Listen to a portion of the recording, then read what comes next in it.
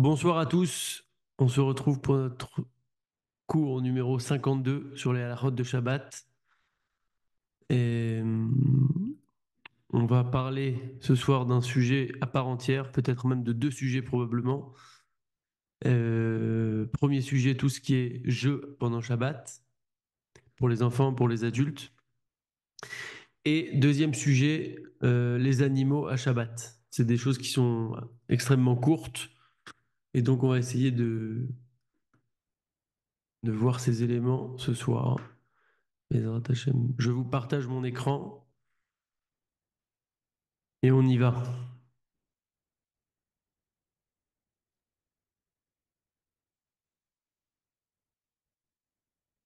Ok. Alors, Misrakim Laïladim Shabbat, les jeux pour les enfants à Shabbat. Après, on va parler aussi de ce qu'on peut faire en tant qu'adulte. Netinat Misrakim les Katan. Moutar les Yeled Katan. Chez lui, il y a les guildes Shlosh Esrei, donc il est permis de donner à un petit enfant. Il faut savoir que la règle générale, après on va détailler, mais disons déjà du manière générale que pour les petits enfants, en dessous de la bar mitzvah, alors il est permis de jouer à des jeux qui, bien entendu, ne fonctionnent pas avec des piles, de l'électricité, etc. Donc ils peuvent jouer avec ça a priori sans problème. Et donc, puisqu'ils peuvent jouer avec ça, alors automatiquement, il est permis de leur donner ces jeux-là. Au Moutar, les Gadol, la tête, l'Obeyadav et Amistrak. Du coup, comme ils peuvent jouer avec, donc on peut leur donner, il n'y a pas de problème de Mouktsé. On n'est plus dans Mouktsé, mais c'est un peu lié aussi, donc c'est pour ça qu'on parle de Mouktsé. En tout cas, on peut leur donner puisque eux peuvent jouer avec. Maintenant, on va voir différents cas. Avne Pele, donc des Lego, ça c'est des Lego. Moutar les Avne Pele, il est permis de jouer au Lego. Tout ce qu'on dit là, c'est pour les enfants. Livnot Tsurot Binyanim, de construire des bâtiments, des tours et de les défaire, etc. Vn basé sur Bonnet Vessoter, il n'y a pas là d'interdit de construire et détruire. Kevan chez Notzrot, chez Tsurot et Lou, Asiot Leitparek Velo Lekium, puisque ces formes-là, tous ces éléments-là sont faits pour être défait, refait, etc. Il y a pas de problème, c'est fait pour ça, c'est pas une construction et donc c'est permis à Shabbat. Un ballon, Moutar Lenaper Ballon de Shabbat, il est permis de gonfler un ballon Shabbat. Alors par contre, il y aura un problème, on ne pourra pas fermer le ballon puisque le nœud serait un nœud qui ne serait pas amené à être ouvert, le nœud du ballon. Et donc ce serait un problème de fermer le nœud du ballon. Par contre, on pourrait entourer avec un petit fil pour le fermer comme ça ou avec un petit bout de papier pour le fermer, ça, ou un élastique par exemple. Ça serait permis, mais pas avec un nœud, parce que là, on aurait un problème de cochère, mais en tout cas, de gonfler le ballon. Pour un enfant, il n'y aurait pas de problème pendant le Shabbat. Clichir latinoc, un instrument pour un enfant. Le Shulchan Aruch écrit Assur les cache-cache et goz latinoc, les sachek bo bezoug pas amonyme qui déchet ishtok. On n'a pas le droit donc de se remuer une noix comme ça pour faire un peu de bruit. Bon, à l'époque, il n'y avait pas trop de moyens, mais en tout cas, une noix pour faire un peu de bruit pour l'enfant pour qu'il se calme, ou avec une petite clochette comme ça pour lui faire du bruit pour qu'il se calme. On n'a pas le droit de faire ça, parce que c'est comme de la musique. Kolze vekaotse boasso, tous ces éléments-là, ou tout ce qui ressemble à ça, c'est interdit. C'est une xéra schéma yetaken kelishir, de peur qu'on en vienne à réparer un instrument de musique. Tout ce qui est instrument de musique, c'est interdit Shabbat, toujours par rapport à cette xéra qu'on vienne à réparer un instrument de musique. Et donc, ça rentre dans ce cadre-là de bouger une clochette, de faire du bruit, etc. Alken, c'est pourquoi En les cache-cache berarachanim, avec les negina shonim latino, qu'on n'a pas le droit de bouger des choses qui vont faire du bruit comme ça. Même si c'est pour des enfants, on ne peut pas leur faire ça. Par contre, si par exemple on a des clochettes qui sont accrochées à une poussette, par exemple, on n'a pas aller jusqu'à l'obligation de les enlever. Là, il n'y aura pas de problème si elles sont là, on n'aura pas besoin de les enlever. Même si quand on va bouger la poussette, il y a un peu de bruit qui se fait. Tout ce qu'on parle que c'est interdit, c'est vraiment de secouer l'objet pour faire comme ça un bruit. Et s'il y a des clochettes qui sont sur une poussette, par exemple, il n'y aura pas de problème. Rakevet, moutar la tête, la eladim, sarek rakevet. Amashmia kol be'alichata, il y a des jouets comme ça qui font un peu de bruit en avançant. Alors, pas de bruit électrique, hein, on ne parle pas de bruit électrique, sinon c'est un problème. Et tant que c'est pas une musique, alors même si ça fait un peu de bruit, c'est pas un problème non plus. Vechen mutar limtoach et akafitz. Chez Gorem Leasia et Tarakevet, et également, l'enfant pourra remonter le ressort qu'on a, qui est dans cette. C'est des choses comme ça qui marchent en reculant l'objet pour qu'il prenne un peu d'élan et qu'il avance avec un ressort. Il pourra jouer avec ça. C'est pas problématique pour lui pour Shabbat. Argaz Chol, Chol, donc c'est du sable. Donc le Chol de base, le sol, le Chol, le sol. Le sable, pardon, c'est Mouktsé à Shabbat, c'est un Mouktsé Mechamat Goufo, qui est donc assez chamour, on en avait parlé, on ne peut pas le déplacer ni les Tzorer Goufo, ni les Tzorer Mekomo. Enfin voilà, on est assez strict sur le Mouktsé Mechamat Goufo, qui est un Mouktsé, l'objet en soi est Mouktsé.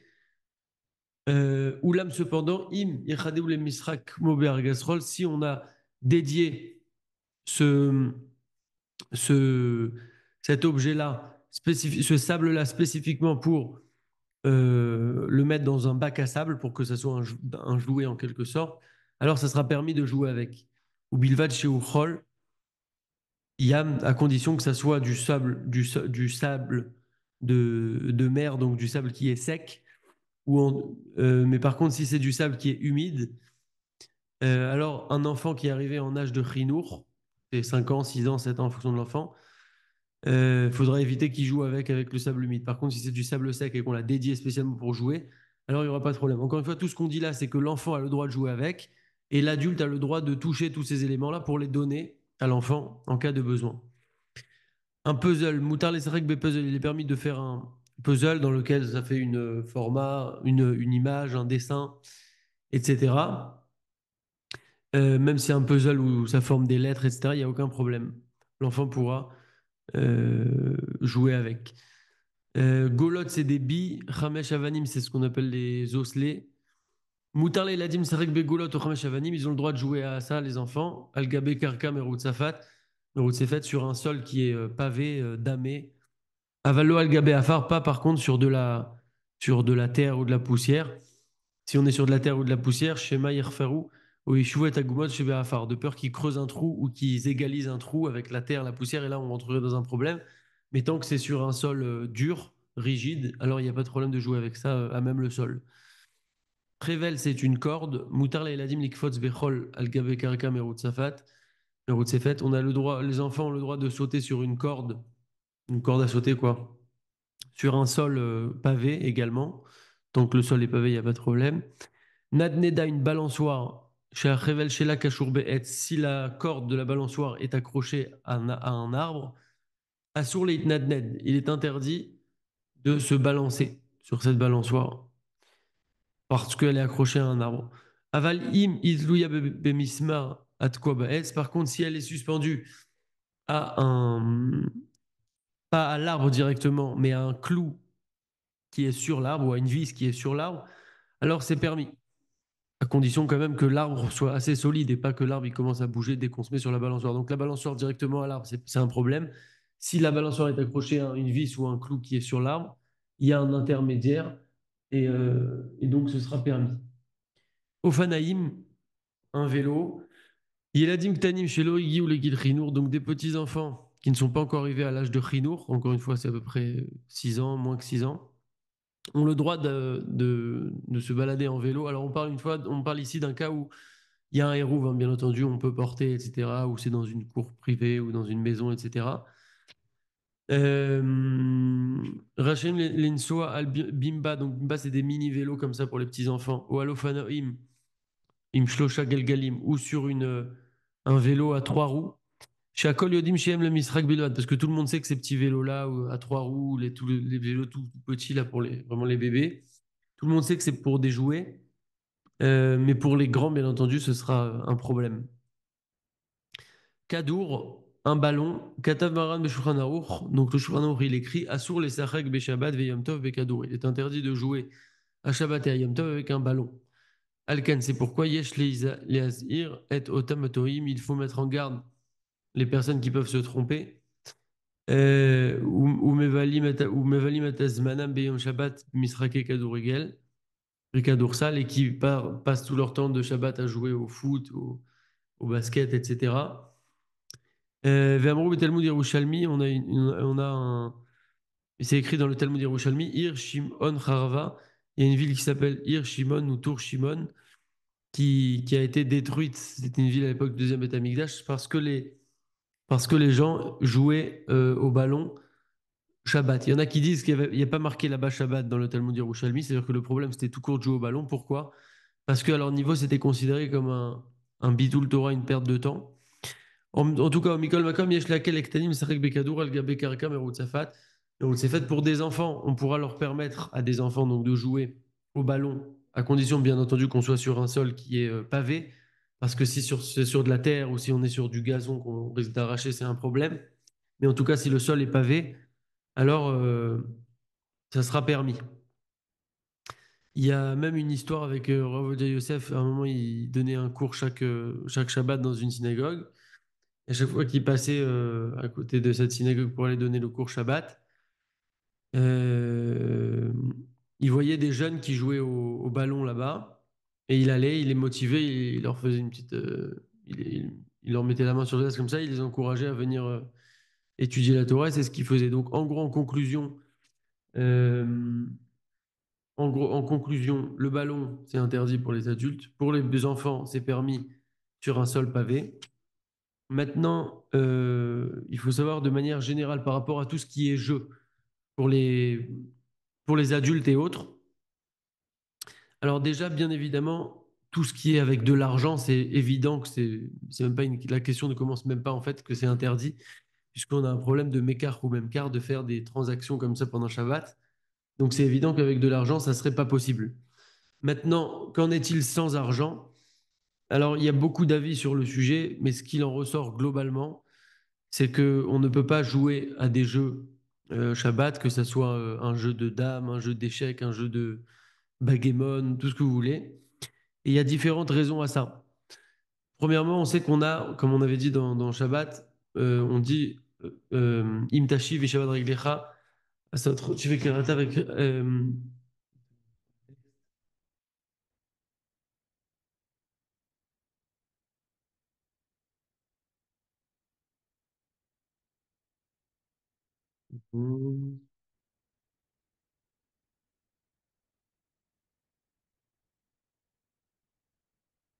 Im tashiv mi Shabbat reglecha, asot rafatsecha, Beyam Kotiv Karata Shabbat Oneg. Si tu es capable en gros, de te couper de toutes tes activités Shabbat et que tu appelles le Shabbat un délice, Ikdosh Hashem Mechouba dans l'honneur d'Akadosh Baruch Hu, et Kibatto Me'asad Derachecha, en t'abstenant de vaquer à tes occupations ordinaires et de vaquer à tes affaires et d'entretenir tes paroles.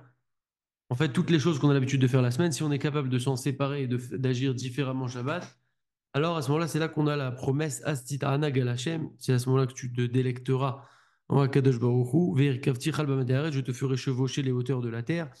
Ve'achalti chanachanat Yaakov avicha, qui pi Hashem diber, et je te ferai posséder l'héritage de Yaakov ton père, car c'est la bouche de l'Éternel qui l'a dit. Donc en gros, on nous promet, et juste ça, on le dit juste avant Veshameru, c'est bien de le dire, le Shabbat midi, juste avant le Kiddush. Donc on nous promet là-bas que quelqu'un qui est capable de se détacher de ses occupations habituelles de la semaine, etc., lui va pouvoir vraiment vivre et se délecter du Shabbat et lui ils sont promis tout un tas de brachot. Donc déjà, il y a déjà l'esprit de Shabbat que tout ce qu'on fait, toute parole qu'on dit, toute action qu'on fait pendant Shabbat doit être le plus proche possible de Shabbat et le plus éloigné possible de la semaine. Maintenant, deuxièmement, par rapport au fait de jouer, alors il peut y avoir aussi une notion c'est des choses que j'ai entendues, un peu plusieurs choses qu'on regroupe parce qu'il y a différents avis sur le sujet, mais ce qu'il faut retenir, voilà, c'est que c'est un problème globalement de jouer à des jeux Shabbat pour ces différentes raisons. Donc déjà, il faut rester dans l'esprit du Shabbat. Deuxièmement, ça va avec un peu la première raison, c'est que c'est un zilzoul du Shabbat, c'est un mépris du Shabbat parce que Shabbat, c'est quelque chose qui est extrêmement kadosh, extrêmement élevé, avec les séoudotes de Shabbat, les chants de Shabbat, les tfilotes de Shabbat, l'étude à Shabbat, etc. Troisièmement, c'est que ça peut être considéré comme un Bitul Torah, comme cette ville-là qui a été détruite à cause de ça. Encore une fois, c'était à leur niveau là-bas. On pourrait pas, je pense, dire ça aujourd'hui, mais en tout cas, ce qui est sûr, c'est qu'on a une notion de Bitul Torah. Le Bitul Torah, bon, c'est un sujet en soi, il y a énormément à voir sur le sujet, mais disons que une personne de base doit un homme en tout cas, se doit d'étudier la Torah. Après, on est exempté d'étudier la Torah dès lors qu'on a quelque chose à faire. On a des choses, on a des obligations de notre vie. On doit manger, on doit dormir, on doit être avec notre femme, on doit être avec nos enfants, on doit être avec, on doit aller faire nos courses, on doit travailler, on doit se reposer. On a beaucoup de choses à faire. Mais disons que de base, sur les temps qui sont libres, alors on doit être en permanence en train d'étudier la Torah théoriquement. Après, c'est à mettre en pratique, mais ça met toute une vie pour se régler, mais c'est quelque chose qu'il faut garder en tête. Et donc, il y a cette notion de Bitul Torah. En tout cas, particulièrement le Shabbat, où il y aurait cette notion-là, si on se met à jouer, ça serait un Bitul Torah. D'autant plus que la valeur de l'étude de Torah à Shabbat est extrêmement grande. Il y a des calculs qui sont faits qu'une heure d'étude à Shabbat, c'est tant d'heures de la semaine, 160 millions, enfin je ne sais plus exactement combien. En tout cas, c'est une proportion énorme. Il y a aussi une raison que ramène Rav Moshe Feinstein, mais ça c'est une raison qui est complémentaire, c'est que quand on joue à des jeux, même sans argent, hein, évidemment, parce qu'on parle ici de sans argent, la personne qui perd en général n'est pas contente de perdre. Il y a ce qu'on appelle une ogmat nefesh, une tristesse de perdre. Et de manière générale, il ne faut pas être triste, mais encore plus à Shabbat, c'est un problème d'être triste, puisque c'est un jour où on doit être particulièrement joyeux. Donc si une personne va perdre, Rav David Yosef, qui est l'actuel grand rabbin séfarade d'Israël, le fils de Rav Ovadia Yosef, qui prend le relais par rapport à son frère, qui était Rav Israël Yosef, qui était le grand rabbin d'Israël, il a raconté qu'un jour, il était aux États-Unis chez un monsieur très riche, et ce monsieur, il était en train de jouer à l'ordinateur aux échecs, en semaine, hein, bien évidemment. Et Rav David Yosef, donc il dit, ah, tu joues aux échecs, je savais pas et tout. Il dit, ouais, je joue. Il dit, ouais, quoi? Il dit, vous aussi, vous jouez? Il dit, ouais. Alors il lui dit, bon, viens, on fait une partie. Et ils ont fait une partie. Il était sûr de gagner le riche et Rav David Yosef, il l'a gagné. Il a gagné la partie. Et donc il était très, très, très mal. Après, il était prêt même à lui faire une grande donation, lui donner beaucoup d'argent juste pour qu'il rejoue une partie avec lui parce qu'il était sûr de le gagner la deuxième fois. On voit de là que, et on le sait tous, parce qu'on a déjà tous joué à des jeux, que quand on perd, on n'aime pas perdre, même s'il n'y a pas d'argent. Chacun a c'est une part de notre fierté en quelque sorte. C'est ce qu'il dit David Youssef, c'est une part de la gava de l'homme, de qui veut gagner, qui veut se croire plus fort que les autres. Et donc quand on perd, on se sent pas bien. Et donc ça serait un problème à Shabbat d'être triste. Pour toutes ces raisons-là, on doit absolument éviter de jouer à quelconque jeu pendant Shabbat. D'autre part, il y a beaucoup d'autres occupations intéressantes pendant Shabbat comme se retrouver en famille, étudier la Torah, manger, faire des bons repas, chanter à table de Shabbat, même pour ceux qui n'ont pas l'habitude, il faut chanter, etc. Concernant les échecs spécifiquement, il y a une petite... c'est un peu plus sujet à discussion, on va dire, et je crois que selon le Rama, donc pour les Ashkenazim, je crois que ça serait permis, mais c'est à vérifier en fait. J'ai pas pu trop tout vérifier parce qu'il y a beaucoup d'avis sur le sujet, mais en tout cas, voilà l'idée. Mais dans tous les cas, c'est toujours mieux de ne pas le faire. En tout cas, de s'occuper son Shabbat avec des choses qui concernent le Shabbat. Euh, on passe à l'autre sujet et on termine sur ça concernant les Baal Chaim Shabbat. Donc les animaux pendant Shabbat, c'est très court. Il y a quelques points. Rechiva al Behema, donc chevaucher une bête. Assur l'Echov al Behema Shabbat. On n'a pas le droit de chevaucher, donc de se mettre sur une bête et de trotter comme ça pendant Shabbat. Pourquoi? Chez Mayartor, Anaf Meailan, cette xéra, elle a été faite parce que de peur que on en vienne à couper la branche d'un arbre, euh,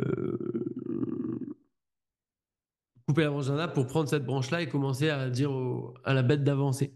C'est une takana qui a été faite, hein. C'est pas parce que moi je suis sûr de pas le faire que du coup j'ai le droit. Une fois que la takana a été faite, comme on avait dit dans les takanot des Chachamim, les décrets qu'instituent nos sages, qui ont institué nos sages, c'est des choses qui ont une valeur jusqu'à aujourd'hui. C'est des choses où il y a une raison souvent qu'on peut comprendre, mais au-delà de ça, il y a beaucoup plus de raisons que ça et on n'a pas tous les éléments.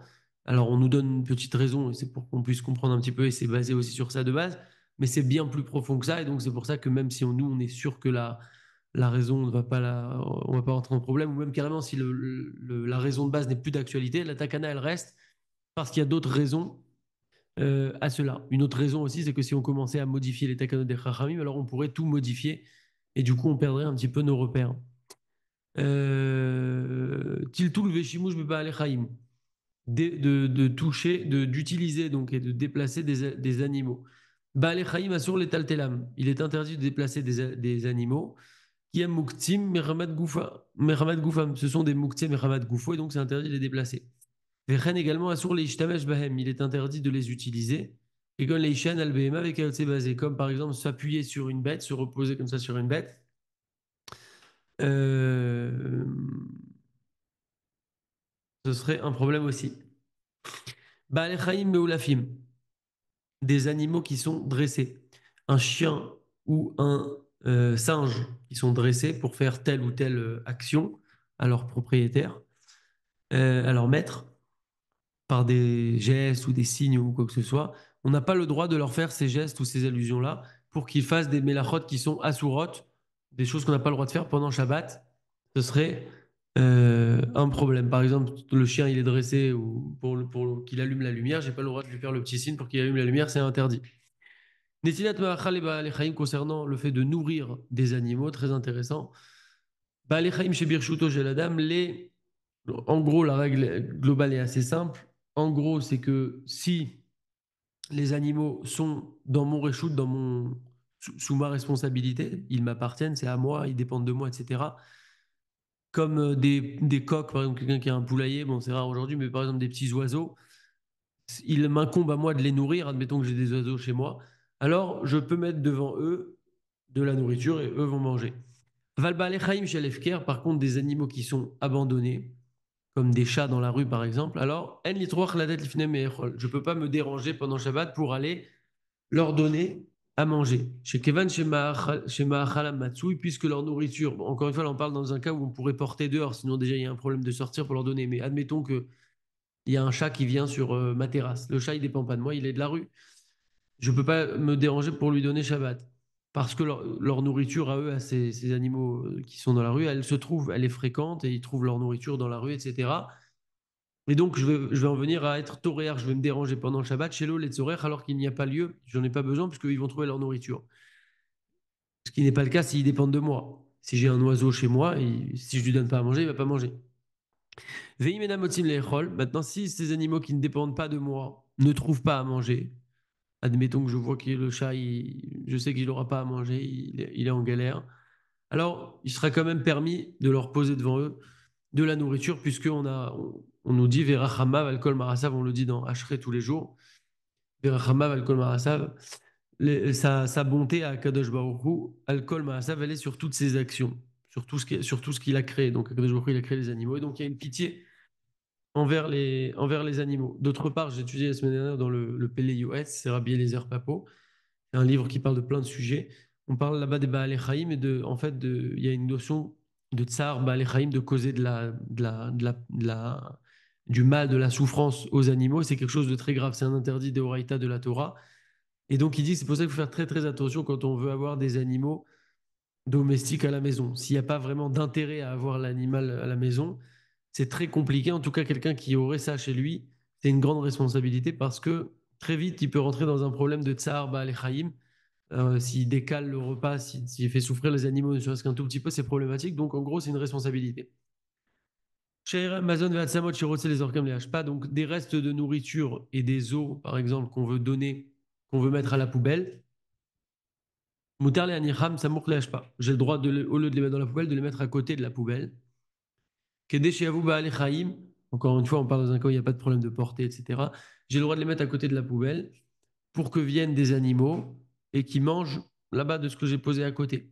Mais pourquoi? Parce que dans ce cas-là, je ne vais pas me déranger spécifiquement pour leur donner à manger. C'est juste qu'au lieu de jeter dans la poubelle, je mets à côté. Même si c'est pour donner à manger au chat qui ne dépend pas de moi. Un poulet un coq qui est dans une cage et qui ne mange que des vers, par exemple, des vers ou d'autres animaux comme ça, d'autres aliments, j'ai le droit de les mettre devant lui. Il n'y a pas de problème de mouktsé puisque c'est sa nourriture qui est spécifique à lui, donc il n'y aura pas de problème. S'il dépend de moi, encore une fois. Et s'il est dans une cage, a priori, il dépend de moi. Concernant les aquariums, on avait dit que on n'a pas le droit de déplacer un aquarium Shabbat. Mais moutar la tête au khal et dagim, on a le droit de donner de la nourriture aux poissons ou de leur rajouter de l'eau aux poissons. Michoum chez Mesonotem, Moutalim lave, puisque ça dépend de moi. Si j'ai l'aquarium, c'est qu'ils dépendent de moi, donc j'ai le droit de m'occuper d'eux, de leur donner de la nourriture, rajouter de l'eau, etc. Par contre, je ne pourrais pas changer l'eau pendant Shabbat. parce que l'eau, elle est mouxée, cette eau-là. Et par l'intermédiaire d'un goy, ça sera permis, si jamais il faut venir changer l'eau urgemment ou quoi que ce soit. Donc, en gros, on a le droit de rajouter de l'eau et de les nourrir, puisqu'ils dépendent de moi. Un poisson qui est mort dans un aquarium et qui flotte sur la surface de l'eau, et j'ai peur que les autres poissons vont être impactés par ce poisson qui est mort, soit parce qu'il y a il y a un danger en soi, soit parce qu'ils vont voir l'autre poisson et de peur, ils peuvent aussi mourir ou autre. Alors j'ai le droit de prendre le poisson mort. Il n'est pas mouxé. Pourquoi? Parce qu'il est apte à être mangé par un chien. Et donc, comme il est apte à être mangé par un chien, il n'est pas mouxé, j'ai le droit de le sortir pour ces raisons-là. Amiral et Goy, mais comme Tsar Baal dans un cas où il y a un Tsar Baal donc une souffrance des animaux. Moutar le bar les gauches, il est assez affilou melacha asura minatora. J'ai le droit de demander à un goy de faire une melacha, même une melacha qui est interdite minatora. Comme par exemple traire une bête parce qu'elle souffre et qu'elle a besoin on a besoin de lui traire son lait parce que le lait la fait souffrir. C'est interdit de la Torah donc de traire une bête Shabbat, mais j'ai le droit de le demander à un goy pour pas que la bête souffre trop et plus, de demander à un goy de le faire. Shabbat Shira, on termine avec ça. On a l'habitude à Shabbat Shira, donc parachat Béchalach. C'est dans le Sefer Shemot, oui, Shemot, je crois. Donc de donner un petit peu de pain ou de blé devant les oiseaux. Donc normalement, on a dit qu'en général, si les animaux ne dépendent pas de nous, on ne peut pas faire ça. Mais là, apparemment, il y a ce minag-là. Et la raison de ce minag-là, et on termine sur ça, et ça sera aussi notre petit mot de moussard. Il va la minagzé, la raison à ce minag-là, qui est qui kshéyarad man l'Am Israël bamidbar, quand la manne elle est tombée pour le peuple dans le désert, Tiva Akadosh Baruch Hu et Moshe Rabbeinu. Akadosh Baruch Hu, il a ordonné à Moshe Rabbeinu la tête min man betzin senet la mishmeret. Quand il y a eu la manne qui tombait, Moshe Rabbeinu, il a ordonné, Hachem, il a ordonné pardon à Moshe Rabbeinu de prendre un petit peu de manne et de mettre en échantillon de cette manne dans un flacon. Moshe Nehemar, comme il est dit dans le passouk dans Shemot, Vayomer Moshe, Moshe a dit, Zé Adavar, c'est la chose assertive à Hachem, que Hachem a ordonné. Melo Omer, Menou, les Mishmeret, les Dorotechem. Donc de mettre cette quantité de manne là pour en souvenir pour toutes les générations, donc dans ce flacon-là. Les maniro est alechem afin qu'ils voient ce pain-là, les générations futures. Asher et Chalti etrem bamidbar, pour que les générations futures voient de quoi Kadosh Baruch Hu a nourri le peuple pendant des années dans le midbar, dans le désert. Les Mishmeret de Roterem et Yirmiyahu Hanavi, en fait, à l'époque de Yirmiyahu Hanavi, donc plus tard, je crois que c'est à peu près 1000 ans plus tard, Shaya Mochiach et Am Israël et Ma'enam Oskim Batorah, le Navi, donc le prophète, qui avait donc le but du prophète, c'est de transmettre des messages au peuple, de les mettre en garde, etc. Et donc les gens, 1000 ans plus tard à peu près, je crois que c'est ça, à l'époque de Yirmiya, ils n'étudiaient pas la Torah. Ça me rappelle aujourd'hui. Et VM Omrimlo, et ils ont dit au Navi, c'est très actuel hein, ça, ils lui ont dit, bon d'un côté on est là, vous me direz, donc c'est super, mais en tout cas il faut toujours se renforcer dans ça parce qu'on peut vite douter. Alors les gens ils lui ont dit, le peuple a dit au Navi Irmia, mais si on laisse de côté notre travail et qu'on étudie la Torah comme tu nous le demandes, comme tu nous le dis, mais Khanit Parnes, comment on va avoir notre Parnassa? Otsi Lahem, Tinsenet Aman, le Navi leur a sorti cette fiole avec la manne, donc 1000 ans plus tard. Hein. Ve'amar Lahem, Re'u, Devar Hashem. Il leur a dit, regardez la chose que Hashem. Donc en leur montrant cette manne, il leur disait en fait un message, Arbe Shluchim Yeshlo Lamakom. Akash Baruch Hu ne manque pas de Shluchim, c'est un grand message, Arbe Shluchim Yeshlo Lamakom. Hashem ne manque pas d'envoyer, d'intermédiaires, de messagers, d'émissaires. Hachem peut faire ce qu'il veut quand il veut, il ne manque pas d'enchaînement de situations pour arriver à ce qu'il souhaite. Les Achin Mazon et Réav pour préparer la nourriture à ceux qui craignent à Kadosh Baruch Hu, donc il ne manque pas de solution en quelque sorte. Il leur a montré cette fiole de manne. Et aujourd'hui, donc les poskim, ils écrivent que cette fiole de manne là, elle a été enfouie. On ne sait pas où elle est. Donc peut-être qu'elle est à Jérusalem enfouie. Et chez Matarata, chez Yirou, à Am, le but de cette fiole, c'était que le peuple voit ce qu'ont mangé nos ancêtres, ça dans le désert. Ils voyaient un morceau de manne, ils ont dit waouh, ils recevaient ça et tout. Donc ça renforçait leur bitachon en Akadosh Baruch Hu. Donc, comme on n'a plus ça, alors à Shabbat Shira, qui est le Shabbat de la paracha de Béchalar, donc la paracha de Béchalar, c'est la paracha de la manne, la paracha où on fait la Ségoula Taman, etc. La Ségoula, la paracha Taman, qui est une Ségoula en soi d'ailleurs, de lire la paracha Taman pour la Parnassa, c'est une Ségoula. En tout cas, c'est la paracha de Béchalar où on parle de la manne.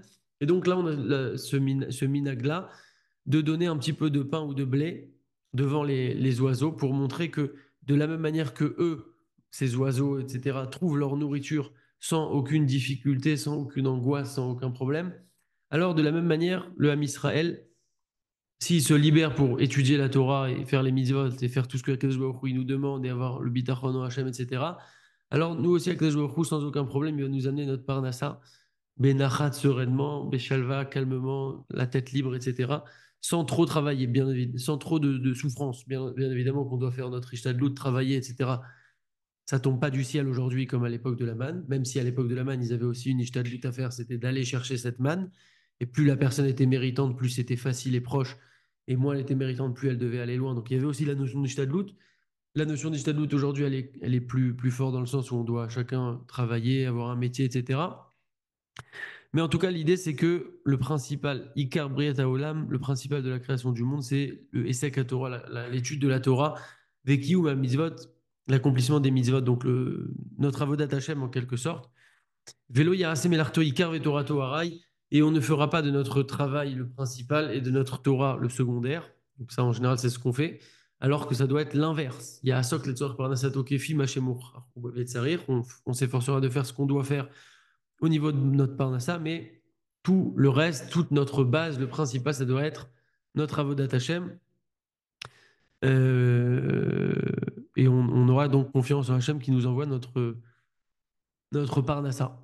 Et donc, ça commence par fixer des moments d'étude. On ne le répète jamais assez qu'il faut fixer un moment d'étude chaque jour, même quelques minutes, mais voilà, que ça soit fixe et ça change complètement la personne, la vie, l'entourage de la personne, le lien avec Akadosh Baruch Hu, etc. Et donc voilà, c'est des choses sur lesquelles on doit se renforcer chaque jour. On a terminé pour ces deux sujets, Bezrat Hashem.